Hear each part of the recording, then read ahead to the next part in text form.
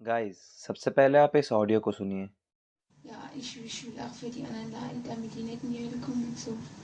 Aber dass das dann so schlimm ist und so grausam und so furchtbar, nee. Das denkt man leiden, das ist so leicht zu haben. Wenn es dann wirklich schlimm wird, da will man überhaupt nicht.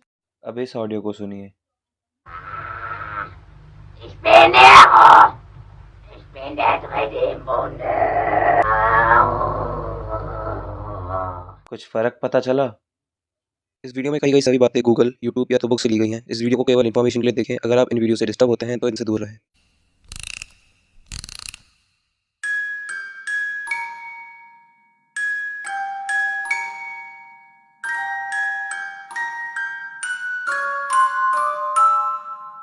अब आप में से कई लोगों ने ऐसे cases के बारे में सुना ही होगा या कभी ना कभी देखा ही होगा किसी वीडियो में या किसी मूवी में, जिसमें किसी के अंदर किसी दूसरे की आत्मा आ जाती है। पर आज जिस केस के बारे में आप लोगों को बताने वाला हूँ वो कोई नॉर्मल वीडियो की तरह नहीं है। अब क्या आप लोग मुझ पर भरोसा करेंगे कि जो मैंने आपको दोनों ऑडियो सुनाई वो एक ही पर्सन की है, एनालीज मिशेल। हालांकि इस बात पर डिबेट अभी भी जारी है कि उनकी मौत का कारण क्या था। क्या वो आत्माओं से पीड़ित थी या प्रीस्ट और उनके पेरेंट्स की लापरवाही के कारण उनकी मौत हुई, और she was actually chosen by gods and holy spirits to suffer for our sins. आज मैं आपके सामने कई ऐसे क्वेश्चंस का आंसर दूंगा और पूरा केस आपके सामने रखूंगा ताकि आप खुद कंपैरिजन कर सके 2005 में आई movie the exorcism of Emily Rose और इसी सेम टॉपिक पर कई सारी अवेलेबल बुक्स, या Anneliese Michel a true story case of demonic possession Germany 1976। तो चलिए बढ़ते हैं वीडियो की तरफ। अब जैसा कि मैंने शुरुआत में ही बताया था कि ये सब सच्ची घटनाओं पर आधारित है, तो एकदम शुरुआत से शुरू करते हैं।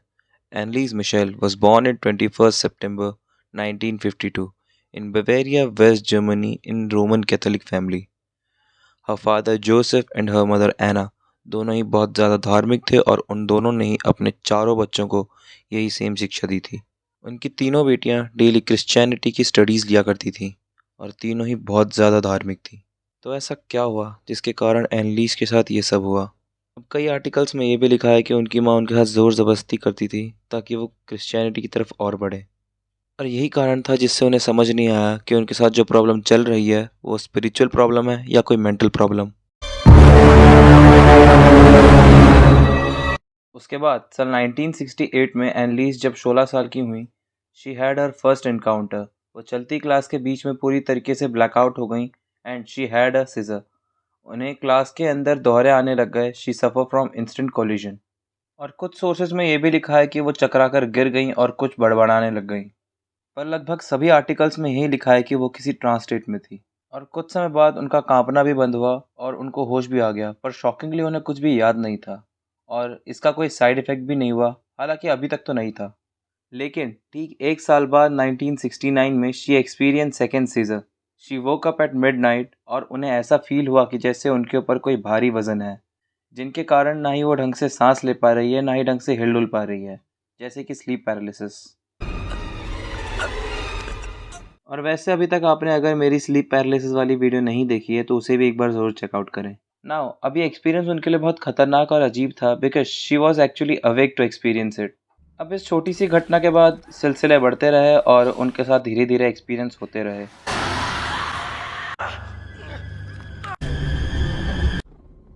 अब इन घटनाओं के बाद उन्हें न्यूरोलॉजिस्ट के पास ले जाया गया। उनके सिम्टम्स को देखकर और सुनकर डॉक्टर ने ये कंसिडर किया कि वो टेम्पोरल लोब एपिलेप्सी से पीड़ित हैं, एक ऐसा disorder which cause seizures, loss of memory and affect are both visual and auditory hallucinations. यानी कि आप काल्पनिक और वास्तविक चीज़ों में डिफ्रेंशिएट नहीं कर पाते और आपको वो चीज़ दिखने लगती है जो कि वास्तविकता में है ही नहीं। यहाँ डॉक्टर भी कोई काम नहीं आए। कुछ समय बाद वो हाई स्कूल से ग्रेजुएटेड होकर कॉलेज पहुंची, पर अभी तक उन्हें सीजर्स और हेलुसिनेशंस आते रहे। इतना ही नहीं, अब धीरे धीरे उन्हें ट्यूबरक्लोसिस और निमोनिया भी हो गया, जिसके कारण उन्हें कई समय आइसोलेशंस में, सैनिटोरियम में और मेडिकल फैसिलिटीज़ में बिताने पड़े। उनके घर वालों ने कहा कि सैनिटोरियम से वापस आने के बाद उनका व्यवहार बहुत बदल गया है। उन्हें बहुत जल्दी छोटी छोटी बातों पर गुस्सा आ जाया करता था। इतना ही नहीं, उनके दिमाग से आवाज़ आती थी कि वो श्रापित है, जिसके कारण से वो सड़ेंगी और नर्क में घसीटी जाएंगी। और उनसे अगर कोई मिलता तो वो कहती थी कि उन्हें हर किसी के चेहरे पे डिमोनिक फेसेस नज़र आते हैं। एक तरफ ये और दूसरी तरफ उन्हें धार्मिक चीज़ों के प्रति घृणा भावना आने लग गई। उन्हें क्रूसिफिक्स, बाइबल और यहाँ तक कि जीसस के पोर्ट्रेट से भी डर लगता था और यहाँ तक कि वो इन चीज़ों से डायरेक्ट कांटेक्ट में आना भी अवॉइड करती थी। हालांकि उन्हें अपनी होली स्टडीज़ को अभी भी कंटिन्यू रखना पड़ा, उन्हें इन चीज़ों से डर लगता था और वो बीच-बीच में आक्रामक हो जाती थी और डेली स्टडीज़ के कंप्लीट होने के बाद वो बिल्कुल एग्ज़ॉस्ट हो जाती थी। कभी-कभी वो बीच-बीच में बहुत अजीब हरकतें भी करने लगती। उनकी हरकतें कभी-कभी इतनी अजीब और ख़तरनाक हो जाती थी कि जो लेडी उन्हें नॉलेज देने आती, वो भी ये समझ चुकी थी कि एनलीज़ पोसेस्ड है और उसके अंदर आत्माओं का साया है। एनालिस का ये तक कहना था कि जो होली श्राइन है, उसकी ज़मीन जल रही है और वो वहाँ पर खड़ी नहीं हो सकती क्योंकि उनके पैर जल रहे हैं, जिसके कारण वो इधर-उधर भागने लगती और अजीब हरकतें करने लगती। एनलीस की मेडिकल ट्रीटमेंट अभी भी चल रही थी, उनको डिफरेंट मेडिसिन डिफरेंट टाइम पर लेनी पड़ रही थी, जो कि टाइम टू टाइम बदल भी रही थी, लेकिन उससे भी कोई फ़र्क नहीं पड़ रहा था। अब इन्हीं कुछ छोटे-छोटे कारणों की वजह से एनलीस, उनकी फैमिली दोनों ही कन्विंस्ड हो चुके थे कि जो उनकी बीमारियां हैं, वो नॉर्मल मेडिकल कंडीशन नहीं है। And her illness was of spiritual nature and she ultimately stopped taking her medicines. जब उन्होंने इन सब घटनाओं के बारे में पास की चर्च अथॉरिटी को बताया, who could help her, उन्होंने भी उसकी हालत को देखकर यही सलाह दी कि उन्हें सबसे पहले किसी अच्छे मेंटल हेल्थ स्पेशलिस्ट को दिखाना चाहिए।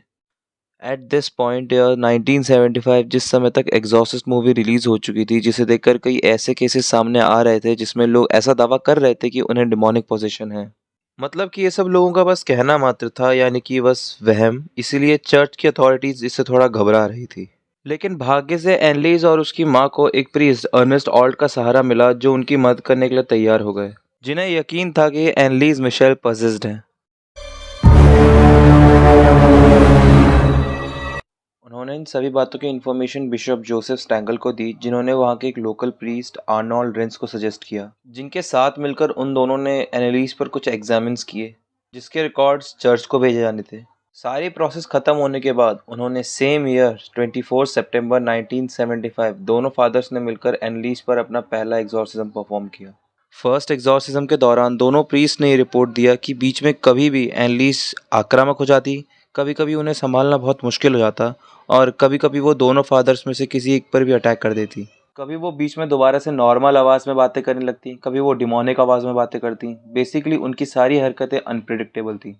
मतलब कि at a point of an episode it's like she is really a different person. आगे के एग्जॉर्सिज्म में उन बुरी आत्माओं के कुप्रभाव से वो अपने खुद के कपड़े फाड़ देती, कीड़े और घर में चलने वाली मकड़ियों को उठाकर खाने लगती, जलते कोयले को उठाकर चबाने लगती, कभी कभी जानवरों की तरह चार पैरों पर चलने लगती, अजीब हरकतें करने लगती, अजीब भाषाओं में बोलने लगती, कुछ डिफरेंट लैंग्वेजेस में बात करने लगती, टेबल्स और चेयर्स के नीचे चली जाती, कुत्तों की तरह भौंकने लगती, अजीब जानवरों की तरह आवाज़ निकालती, जानवरों की तरह पेशाब करती और खुद ही के पेशाब को उठाकर चाटने लगती। And she also bite a head of a dead bird और उसे खाने लगती। ये सभी हरकतें जो मैंने आपको बताई, ये सब कुछ भी नहीं है। कभी वो किसी पागल की तरह उछलने कूदने लगती, कभी किसी निर्जीव वस्तु की तरह एक जगह पर पड़ी रहती, वो दीवारों के सामने जाकर किसी से अजीब भाषा में बातें करने लगती, वो दीवारों पर चढ़ने लगती, दीवारों को नाखूनों से नोचती और उस पर अपने दांत रगड़ती और खाने लगती। कभी कभी वो अपनी उंगलियां भी चबाती थी। वो दीवारों पर अपना सर पीट पीट कर किसी से माफ़ी मांगने लगती और ये चीज़ लगातार देखते देखते इवेंचुअली उनके पेरेंट्स को ही खुद आकर उन्हें संभालना पड़ता और रोकना पड़ता।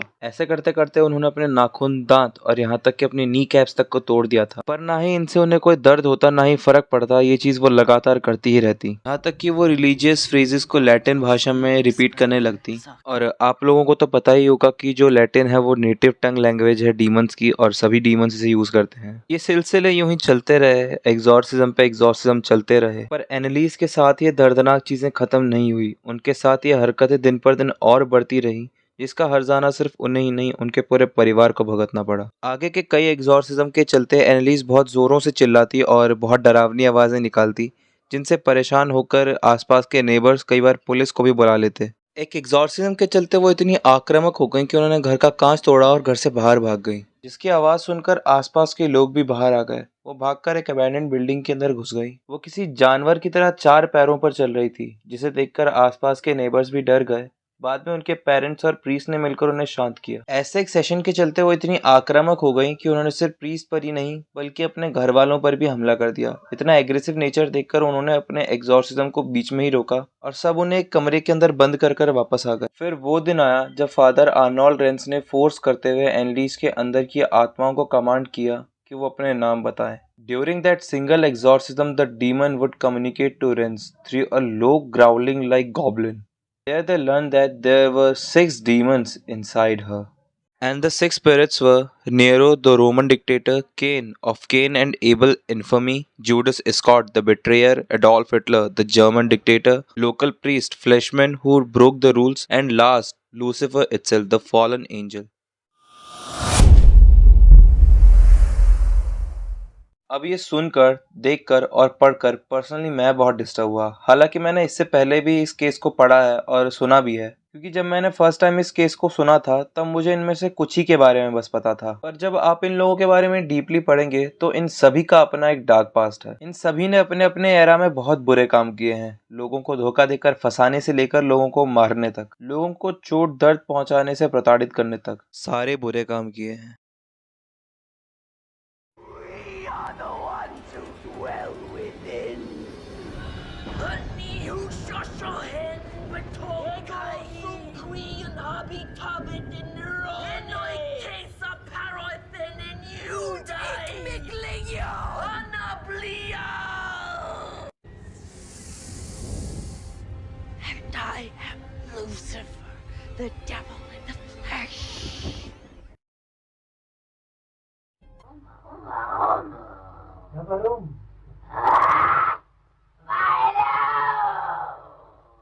Weil eine starke Hartmaul aufkonfrontierte. Noch mehr. Der Maul. Wann bist du überhaupt hier? Ich spreche das so, dass ich in dem Wald rein bin. Ich trag dir die Rotznase noch so lang, bis es lebt wird. Bis auf blöde Leute. Für uns geht's kein Zurück. Nee, in alle Ewigkeit. Sag mir den Namen. Ich, der Judas und der Nero, der Kain und der Hitler. 5 Stimmen. Das ist der 6. Oh, den haben wir gelogen. और आपने अभी तक इस video में जो भी कुछ सुना is just only a drop within the ocean compare to what on the tapes that haven't been release to the public. Anneliese भूख और प्यास से तड़पती थी। वो कहती थी उनके अंदर जो भी डीमंस है वो उन्हें कुछ खाने पीने नहीं दे रहे हैं। उन्हें भूख लगती है पर वो उसे कुछ भी खाने की इजाज़त नहीं देते हैं, और इसी कारण वो धीरे धीरे माल न्यूट्रिशन की शिकार हो गई। इसीलिए कुछ तस्वीरों में या 67th एग्जॉर्सिज्म तक शी वॉज ऑलमोस्ट अनरिकॉग्नाइजेबल। आखिर में उन्होंने ये तक कहा कि उनके पेरेंट्स और प्रीस्ट को किसी भी चीज़ की सज़ा ना मिले, क्योंकि वो जो कुछ भी कर रहे हैं वो सभी कुछ उन्हीं के कहने पर किया जा रहा है और वो प्लीज़ उसे मार दें। And then the final exorcism of Anneliese Michel took place in 30 June 1976। ये सारे एग्जॉर्सिज्म लगातार 10 महीने तक चले, जो कि लगभग 4 से 5 घंटे तक चलते थे। उनका वजन बस 30 केजी तक का रह गया था। उनके नी कैप्स पूरी तरीके से टूट चुके थे। उनके पूरे शरीर पर चोटों के निशान थे। वो बिना किसी सहारे के ठीक से खड़ी भी नहीं हो सकती थी। फिर भी उन्होंने 67th एग्जॉर्सिज्म को परफॉर्म करने में पूरा कोऑपरेट किया। किसी को भी खबर नहीं कि लास्ट एग्जॉर्सिज्म में एनलीज के साथ क्या हुआ। पर अगली सुबह Anneliese has died due to malnutrition and dehydration at the age of 23। अब इस किस्से का अंत यही नहीं होता। ये किस्सा अब मीडिया की नज़र में आ चुका था, जिसने इस केस को धीरे धीरे हवा दी और ये केस कोर्ट तक जा पहुंची, जिसके बाद फादर ऑल्ट और रेंस दोनों को ही जेल में डाल दिया गया। किस्से के सामने आने के बाद जनता 2 ग्रुप्स में बट गई। एक जो एनलीज के लिए इंसाफ चाहती थी, दूसरी जो पूरी कहानी को जानना चाहती थी, यानी बस मज़े लेना चाहती थी। कई लोग दोनों फादर्स को गलत ठहरा रहे थे, क्योंकि उनके हिसाब से वो सबको मैनिपुलेट कर रहे थे और उन्हीं की वजह से एनलीज की मौत हुई। बाद में इस पर जब अच्छी तरीके से इन्वेस्टिगेशन हुई 2 साल बाद, मार्च 1978 में all 4 defendants were found guilty for manslaughtering resulting from negligence, और उन चारों को 6 महीने के लिए जेल में भेज दिया गया। बाद में उन्हें 3 साल की सज़ा हुई।